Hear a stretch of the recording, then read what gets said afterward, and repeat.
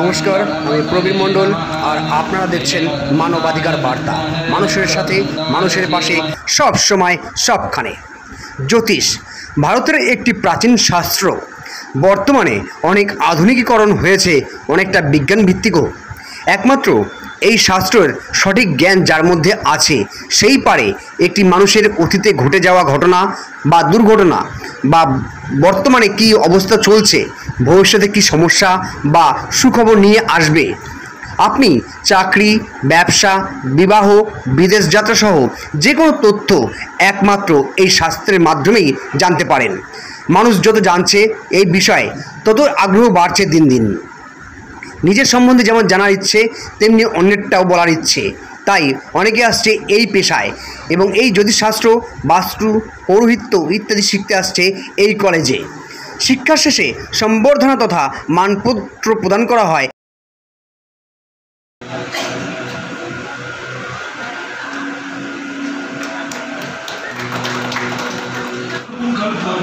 চিন্তা ভাবনা সেটা আমাদের শরীর মস্তিষ্ক প্রশ্ন এবং আজ সবাই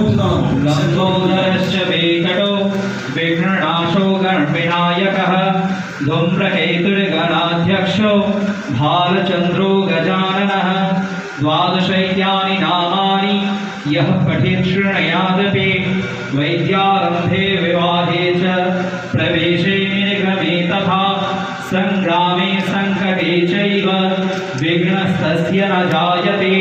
शुक्लाम्बरधरं देवं शशिवर्णं चतुर्भुजं सर्वविघ्नहरस्तस्मै गणाधिपतये नमः। सर्वमङ्गलमाङ्गल्ये शिवे सर्वार्थसाधिके शरण्ये त्र्यम्बके गौरे नारायणी नमोस्तुते। सर्वदा सर्वकार्येषु नास्ति किशाममङ्गलं येषां हरिस्तु भगवान् मङ्गलाय तनोहरे। तदेव लग्नं सुदिनं तदेव ताराबलं चन्द्र। আচার্যরা সুদাপান সাথে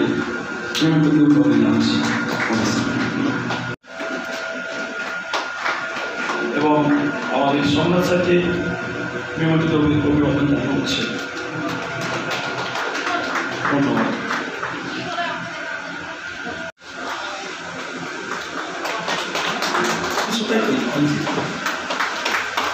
Bonding Research and Education College, SIFIA.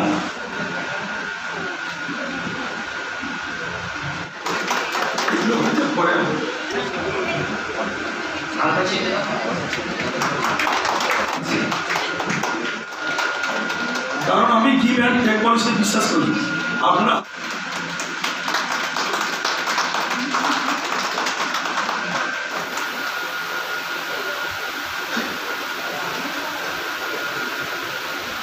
প্রথমে আপনার কাছে জানতে চাইব যে জ্যোতিষী বা জ্যোতিষ মানুষের উপর কীভাবে প্রভাব বিস্তার করে।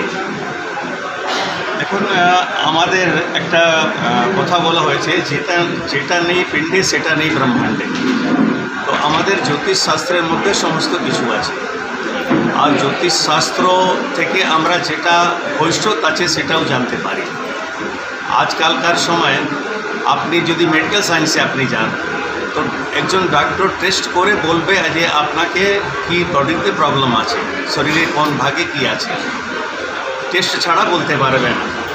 কিন্তু জ্যোতিষ এরকম বিদ্যা আছে যেটা মানুষকে না দেখে তার শুধু জন্ম তারিখ আর জন্ম সময়, এই ডেটা থেকেই সে বলে দিতে পারবে যে ওর শরীরে কোন ভাগে কি সমস্যা আছে, অথবা আজকে 4 বছর পরে 10 বছর পরে কোন জায়গাতে কি সমস্যা হবে।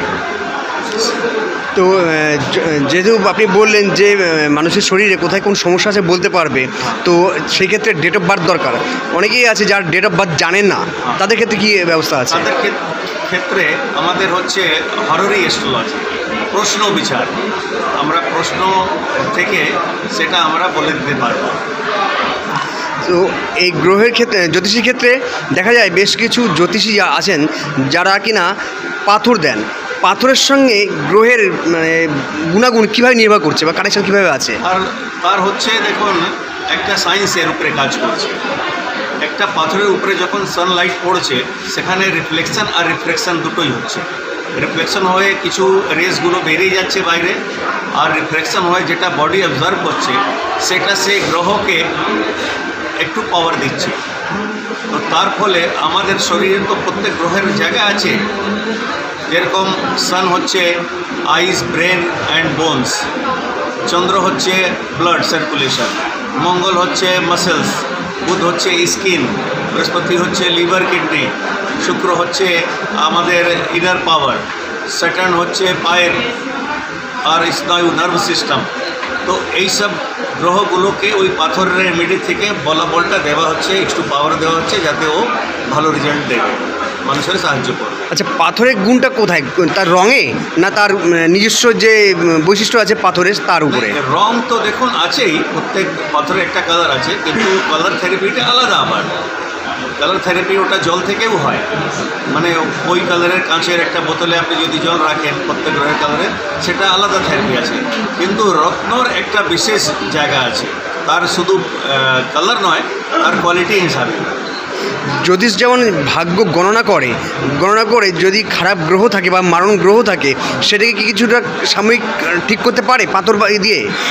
হ্যাঁ, দেখুন আমরা ধরুন বৃষ্টি হচ্ছে, আমরা যদি বৃষ্টি থেকে বাঁচতে চাই তো আমাদের একটা ছাতা নিতে হয়। তো ছাতা থেকে যদি কিন্তু খুব জোর বৃষ্টি হলে তো আমরা অবশ্যই ভিজবো, কিন্তু ছাতা থেকে একটু রিলিফ পাওয়া যায়। সেটাই হচ্ছে আমাদের এই পাথরের রেমেডি অথবা যে কোনো গ্রহের শান্তি করার পদ্ধতিতে আমরা ওই গ্রহের বেদনা থেকে রিলিফ পাই। ধন্যবাদ আপনাকে স্যার। Thank you. স্যার, জ্যোতিষের ক্ষেত্রে বিশেষ করে অনেকেই আসে অনেক সমস্যা নিয়ে, সেই ক্ষেত্রে আপনি কি সাজেস্ট করবেন যে পাথর বা তাবিজ কবজ না মন্ত্র? देखें यद्यपि वैदिक परंपरा वैदिक मंत्र प्रथम যে ওগুলি না করতে পারে তাদের জন্য পাথর, তারপর নেক্সট প্রবলেম মানে সমস্যার সমাধান দেওয়া যায়। কিন্তু যদি বৈদিক মন্ত্র করতে পারে অথবা করাতে পারে কর্মকাণ্ডে দিয়ে, তাহলে ওটা প্রথম সাজেশন আমরা দেব। এরপর যদি ওর কাছে টাইম নেই তখন পাথরের ব্যবস্থা দেওয়া যায়। যদি সেও নেই তাহলে ওকে সিম্পল একটা পুজো বলা যায়, যেরকম কি জল সূর্যকে জল দাও, মানে যদি বুদ্ধির সমস্যা থাকে তাহলে ঘাস আছে, তাহলে গ্রিন গ্রাস আছে যে গরু টরুকে খাওয়াও। এরকম অনেক সিম্পল মানে কঠিন উপচার, সিম্পল উপচার, প্রধান উপচার অনেক ব্যবস্থা আমাদের জ্যোতিষশাস্ত্রে আছে। সেই রকম মানে অযোগ্যতা অনুযায়ী আমরা কী করি পরামর্শ ওর ক্যাপাসিটি দেখি। তার ভিতরে যদি কেউ মানে ভালো মানে টাকা পয়সা খরচ করতে পারে, নিজের ভবিষ্যৎ চিন্তা করে, তাদেরকে বড় পুজো কিন্তু করা হয়। যদি ওটা করা যায় তাহলে একটা মানে এক্সাক্ট এবং পারফেক্ট অ্যান্সার ওর জীবনে পায়। ঠিক আছে, স্যার, পুজো বা তাবিজ কবজের পরিবর্তে যদি কেউ চায় সে মন্ত্র জপ করবে, সেটা কি গ্রহণযোগ্যতা আছে তার? তাহলে তো মন্ত্র জপের জন্যে যদি ওর কাছে টাইম থাকে নিজেও করতে পারে, অথবা বৈদিক মন্ত্র না করতে পারলে তাদের জন্যে লৌকিক মন্ত্রেরও বিধান আছে। একবারে যে বৈদিক মন্ত্র বিধান এরকম নেই, ছোটো ছোটো মন্ত্রও আছে। সূর্যের যেরকম বৈদিক মন্ত্র সন্নদেবী রবি আছে, মানে আগ্নেয় রসা বর্তমান, সেরকম কিন্তু তার ছোটো মন্ত্র আছে, সোম সূর্যায় নমঃ, সোমের এরকম আছে। এরকম ছোটো বড়ো সবাই ব্যবস্থা আছে, যেরকম যে পালন করতে পারে তাদেরকে সেরকম সমাধান দেওয়া যায়। আপনি আপনার বক্তব্যে বলেছেন যে মানুষের সমস্যার জন্য সে নিজে দায়ী। তাহলে গ্রহ কি তাকে দিয়ে সেই কাজটা করাচ্ছে না? হ্যাঁ, মানে প্রথম কিন্তু সেই দায়ী, যেখানে ও চান্স দিয়েছে তারপর সে গ্রহের এফেক্ট হয়, প্রতিবেশীর এফেক্ট হয়। যদি সে কিন্তু নিজের আচার ব্যবহার বিচার পরম্পরা ঠিকঠাক রাখে তাহলে সে এসেও কিন্তু কিছু করতে পারে। যেরকম আমাদের সন্ত পরম্পরা যে অলরেডি সমাজ থেকে মানে একটু উপরে চলে গেছে, ওখানে জ্যোতিষের এরকম মানে কোনো প্রভাবের এরকম চিন্তা ভাবনা সমাধানের দরকার। মানুষ যা কাজ করছে সবই তার গ্রহের দ্বারা নির্দিষ্ট, সবই গ্রহের দ্বারা তাকে করাচ্ছে। তাহলে এখানে সে তো নিয়ন্ত্রিত গ্রহের দ্বারা, তাহলে সে কীভাবে সে তার থেকে আলাদা হবে? তার থেকে আলাদা কখনো হতে পারবে না, আলাদার কোনো চান্সই। তাহলে কোনো মানুষ যদি খারাপ কাজ করে তাহলে তার তো দোষ নেই, দোষ তো গ্রহের দোষ না। গ্রহের দোষ কিন্তু তার সঙ্গে মানুষকে ঠাকুর দিয়ে দিয়েছেন, বুদ্ধি দিয়েছেন, গুরু পরম্পরা দিয়েছেন, ওকে পরিপালন করে। আমাদের যাওয়ার পথে তো অনেক ভুলভাল জিনিস আমরা দেখছি, যে সব কিনে নিচ্ছি তো ওখানে ব্রেন আমরা ইউজ করছি না, এটা আমার ইউজফুল নেই। সেরকম আমাদের সামনে যদি মানে কেউ ঘুষের টাকা দিচ্ছে, ফালতু টাকা দিচ্ছে, আসল টাকা দিচ্ছে, তাহলে ওখানে নিজের লোভ থেকে বেরিয়ে আমাদেরকে নিজের ব্রেনের ইউজ করা দরকার আছে, তাহলে আমরা অনেক সেফ থাকবো। তো এইটা সাধারণত সচরাচর শোনা যায় যে নিয়তির বাইরে কেউ নয়, স্বয়ং ঈশ্বরও নয়। তাহলে নিয়তি যদি তাই থাকে তাহলে জ্যোতিষ কি সেটাকে খণ্ডাতে পারবে? হ্যাঁ, হ্যান্ডেল করতে পারে, নিয়তিকে খণ্ড করাতে পারবে? হ্যাঁ, করাতে পারে ও। সেই জন্য সদ্গুরুর দরকার। সদ্গুরুর ভিতরে এমন আছে যে ভগবানের উপরেও রাজ করে, সেই জন্য গুরুর ব্রহ্মা, গুরুর বিষ্ণু, গুরুর দেব মহেশ্বর। এরকম শ্লোক আমাদের আছে। তো এদের খণ্ডন তো আছে, কিন্তু যে বেরোতে না চাইবে তাহলে তাদের জন্য কোনো রাস্তা নেই। আচ্ছা, অনেক ধন্যবাদ আপনাকে। Thank you. স্যার, এক জ্যোতিষ একটা মানুষের অতীত থেকে ভবিষ্যৎ সব কিছুই গণনা করে বলতে পারে কখন কি পরিস্থিতিতে থাকবে। তো জ্যোতিষের কতগুলো ভাগ আছে? জ্যোতিষের ক্ষেত্রে যেটা আছে, একটা হচ্ছে অনেকগুলো বিষয়গুলো আছে, তার মধ্যে ফলিক জ্যোতিষ আছে, গণিত জ্যোতিষ আছে, ঠিক আছে, এগুলো জ্যোতিষের অংশগুলো আছে। আমরা সাধারণত যে জ্যোতিষগুলোকে পড়াই সেটার মধ্যে যেটা আছে সংখ্যাতত্ত্ব আছে, পঞ্জিকা আছে, ফলিক জ্যোতিষ আছে, বাস্তু আছে। বাস্তুর সঙ্গে জ্যোতিষের সম্পর্ক বিষয়গুলো আমাদের মেনলি পড়ানো হয়। আমাদের এখানে আরেকটা সব থেকে সুবিধে যেটা আছে সেটা হচ্ছে খুব শর্ট টার্মে একটা কোর্স আমরা এখানে চালু করেছি, যেটা 6 মাসে আপনারা জ্যোতিষের একটা মানুষের চারিত্রিক বৈশিষ্ট্যটা কী সেটা অনেক অংশ আপনারা এই 6 মাসে বলতে পারেন। অর্থাৎ এখানে 12টা রাশি, 9টা গ্রহ সম্বন্ধে সম্যক জ্ঞান এই 6 মাসের মধ্যে করা হয়, যেটাতে অনেক অংশ আপনারা এখান থেকে বলতে পারবেন। স্যার, জ্যোতিষ কতটা বিজ্ঞানসম্মত? হ্যাঁ, অ্যাকচুয়ালি আপনারা যেটা বলেছেন জ্যোতিষটা বিজ্ঞানসম্মত, মানে যখন কোনো ঘটনা ঘটে সেই ঘটনার কারণ আর একটা ফল এতেই আমরা দেখতে পাই। জ্যোতিষের ক্ষেত্রেও তাই।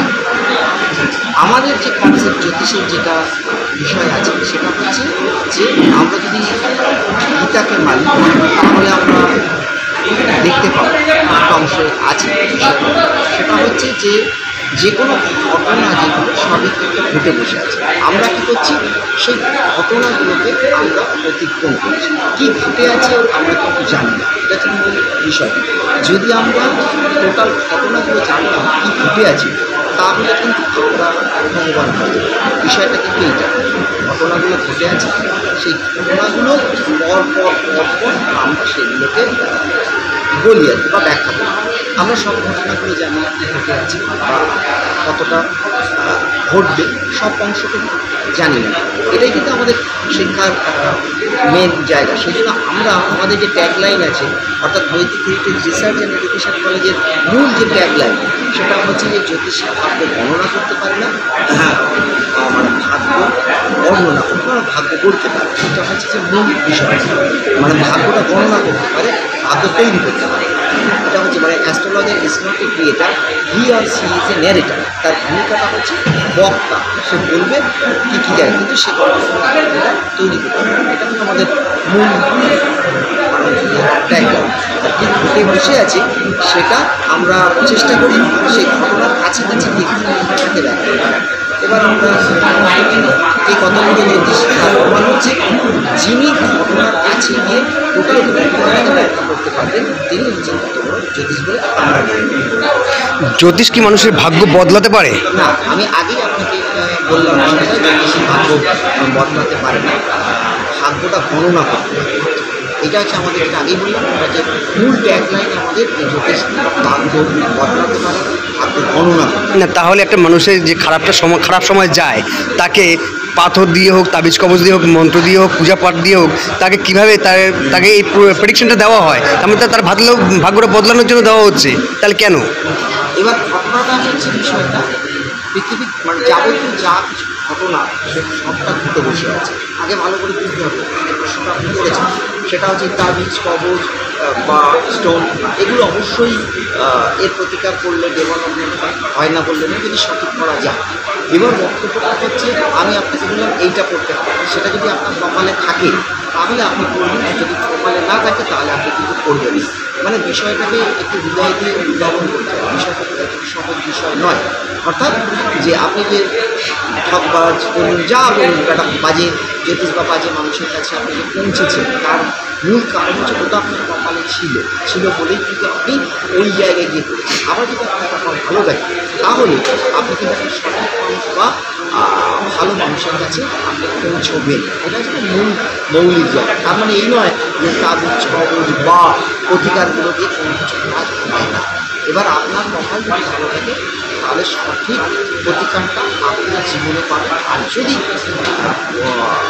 মানে হচ্ছে যে মানে কপাল আপনার খারাপ থাকে তাহলে আপনি ভুল লোকের কাছে যাবেন বা ভুল জায়গায় গিয়ে আপনি যেটা হচ্ছে যে ভুল প্রেডিকশানটা নেবেন বা ভুল রত্ন ধারণ করবেন বা ভুল কবচ আপনার পরিধান আপনি করবেন। সব বিষয়টাই কিন্তু যেটা আছে কপালে আছে।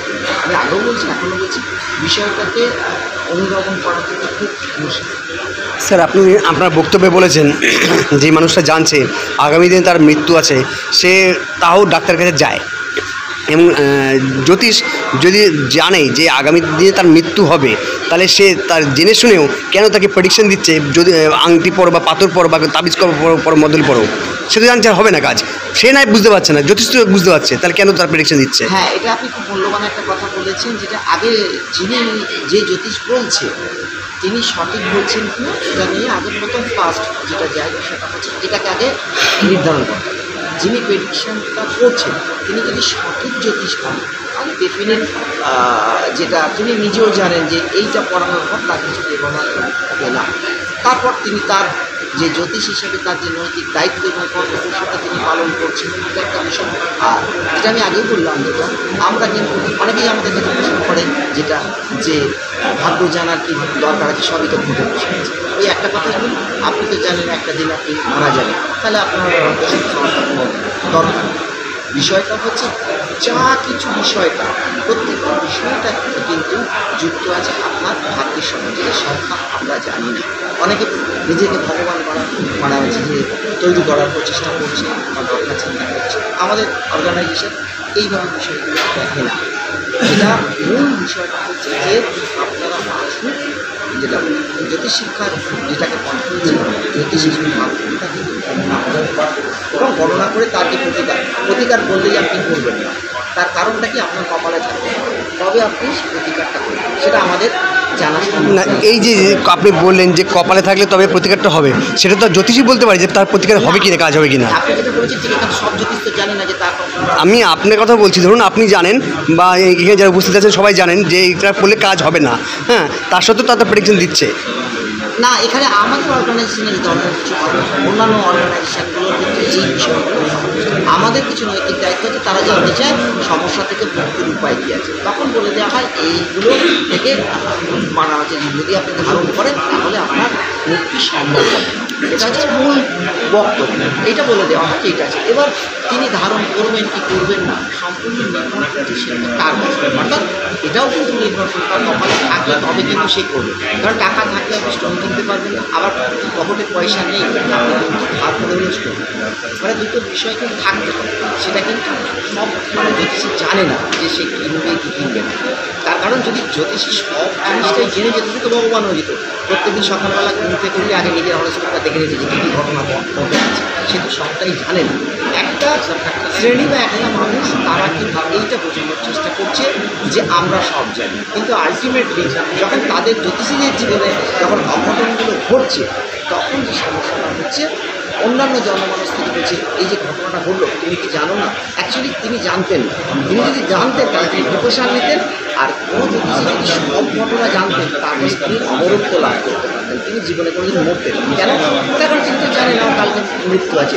মৃত্যুর আগে যা যা প্রিপারেশন নেওয়ার সে সব প্রিপারেশনগুলো বিষয়টা কিন্তু আগেও বলেছি অনুধাবনের বিষয়, এটা কোনো তর্কের বিষয় না, এটা অনেকটা অনেকটা বুঝতে হবে, তবে কিন্তু এই জায়গাটা আসবে, তার আগে এটা হবে। আর বস্তুবাদ দিয়ে কাটপাট হবে বিষয়টাকে অনুধাবন করবে, কারণ আপনার জীবনে যা কিছু ঘটনা ঘটছে আমরা অনেক সময় বলি যে আপনি চেষ্টা করুন তাহলে এই রেজাল্ট পাবেন। চেষ্টাটা আপনার কপালে থাকতে হবে তবে আপনি করবেন।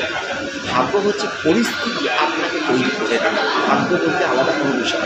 চেষ্টাটা যে করবেন পরিস্থিতিটা তৈরি হবে ওটাই আপনার। এবং তারপর পরপর অর্থাৎ ঘটনা নেই। এবার বলবেন যে যে ঘটনাগুলো বলবেন সেটাকে রোধ করার উপায়, হ্যাঁ রোধ করবার উপায় যদি প্রতিকারও আপনার কপালে লেখা থাকে তাহলে হবে। আমরা সবটা জানি, আগেই বলছি সবটা জানি, ম্যাক্সিমাম বলছি তারা বলছে সবটা জানি, আমরা সবটা জানি না। ধন্যবাদ আপনাকে অসংখ্য। হ্যাঁ, ধন্যবাদ আপনাদের মানবাধিকার বার্তা থেকে কবিবাবুকে ধন্যবাদ জানাই যে আমাদের মতো একটা অর্গানাইজেশনে এসে উনি এই ইন্টারভিউটা আমার এবং আমাদের স্যার সুধাকর মিশ্র নিলেন এবং যেটা হচ্ছে বৃহত্তর ক্ষেত্রে জ্যোতিষকে সামাজিক কাজে এই যে আপনাদের যে চ্যানেল এটা যাতে আরও আমাদের যে সমস্ত অনুষ্ঠান বা আমাদের মতো যারা প্রোগ্রামগুলো করছে তাদেরকে এগিয়ে নিয়ে যাওয়ার ক্ষেত্রে আপনাদের ভূমিকা অনেকটা বেশি বলে আমি কলেজের অধ্যক্ষ আচার্য প্রদীপ আপনাদের ধন্যবাদ।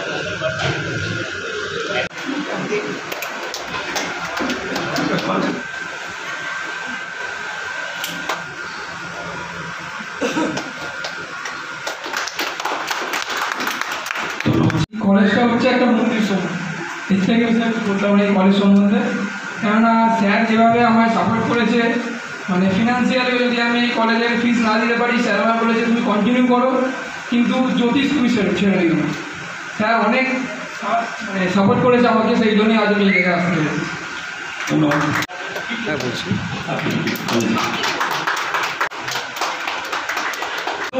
এই আওয়াজ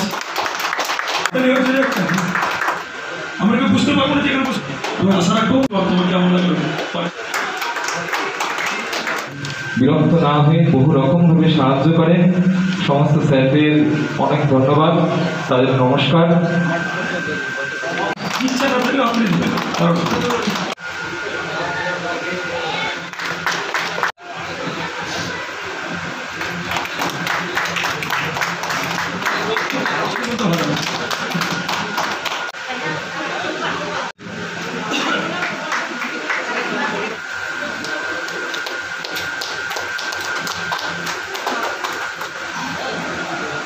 আজকে যে অবস্থার মধ্যে আমরা এসেছি, প্রত্যেকের কথা বলছি যে আজকে আমরা একটা এসি রুমে ক্লাস করতে পারছি, ঠিক আছে। হ্যাঁ, অনেক পরিশ্রম আমার আছে, তার সঙ্গে যাদের পরিশ্রমের কথা না বললে নয়, প্রত্যেকটা ছাত্র এবং সর্বোপরি অভিভাবকের ভূমিকায় যিনি আছেন আমাদের সঙ্গে, সেটা হচ্ছে যে দেবাশিস দা বা দেবাশিস গুহ মহাশয়। শুধু দেবাশিস গুহ মহাশয় না, তার সঙ্গে তার গোটা পরিবার, বৌদি থেকে শুরু করে মেয়ে থেকে শুরু করে দেবাশিস দার দিদি থেকে, মানে একটা পরিবার, সেই পরিবারও যুক্ত আছে। ঠিক সেম এজ আমার সঙ্গেও কিন্তু আমার পরিবার এবং আমার ভাবনারা এসছে, আমাদের একটা গোটা পরিবার চলে এবং আপনাদের সঙ্গে আপনারা যারা আছেন প্রত্যেকের পরিবার যুক্ত আছে। বিষয়টা হচ্ছে যেটা জায়গায় যেটা বলবো, যেটা মূল বিষয়টা জায়গাটা, সেটা হচ্ছে যে অনেকেই আছেন এখানে যারা শেয়ার বাজারের ওপর কাজ করছে। আমি হচ্ছে সেই ব্যক্তি যে ব্যক্তি এখনো পর্যন্ত এটা এআই এর ওপর কাজ চলছে, এআই এখনো পুরোটা করতে পারেনি, যেটা জ্যোতিষশাস্ত্র থেকে বা জ্যোতিষের জায়গা থেকে আমি করতে পেরেছি বলে আমি এখনো ডিমান্ড করি। জায়গাটা শেয়ারের সঙ্গে আমাদের শেয়ার যেভাবে ওঠানামা করে, আমাদের মানব জীবনটাও সেইভাবে কিন্তু ওঠানামাটা করে। বিষয়টাকে যদি একটুখানি আমরা দেখি তাহলে পুরো বিষয়টাকে আমরা পাবো। আজকে মূল বিষয় যেটা, সেটা হচ্ছে আমরা আমাদের জীবনে কীভাবে আমরা সফল হই এবং ব্যর্থ হই, এইটা হচ্ছে মূল জায়গা। যদি সেখানে আপনারা দেখেন এই সফলতা এবং ব্যর্থতা দুটো বিষয়টা হচ্ছে শেয়ার বাজারের সঙ্গে পূর্ণভাবে যুক্ত আছে। শেয়ার বাজারের ক্ষেত্রে আমরা যারা একটু জানি বা না জানি, আমরা জানি যেটা যে শেয়ার বাজারে দুটো জায়গা আছে, একটা হচ্ছে যে সাপোর্ট আর একটা হচ্ছে রেজিস্ট্যান্স। যখন সাপোর্টটা ভেঙে যায়, ঠিক আছে, শেয়ার বাজারে তখন দাম পড়তে থাকে, আর যখন রেজিস্ট্যান্সটা ভাঙে তখন দাম ওপর দিকে ওঠে। আমাদের হাউস মানে জ্যোতিষের ক্ষেত্রেও ঠিক একই ঘটনাটা ঘটে। প্রত্যেকটা হাউস এক একটা সাপোর্ট এবং এক একটা রেজিস্ট্যান্সের উপর দাঁড়িয়ে আছে। এটা হচ্ছে না মূল বিষয়। এই সাপোর্ট এবং রেজিস্ট্যান্সগুলো যখনই ভাঙবে, প্রত্যেকটা হাউসের ক্ষেত্রে আছে, এবং সেইটা যখন হাউস যখন ভাঙে তখন যদি সাপোর্ট ভেঙে যায়, যেভাবে সাপোর্ট ভাঙবে আপনি নিচের দিকে নেমে যাবেন। অর্থাৎ দেখা যাচ্ছে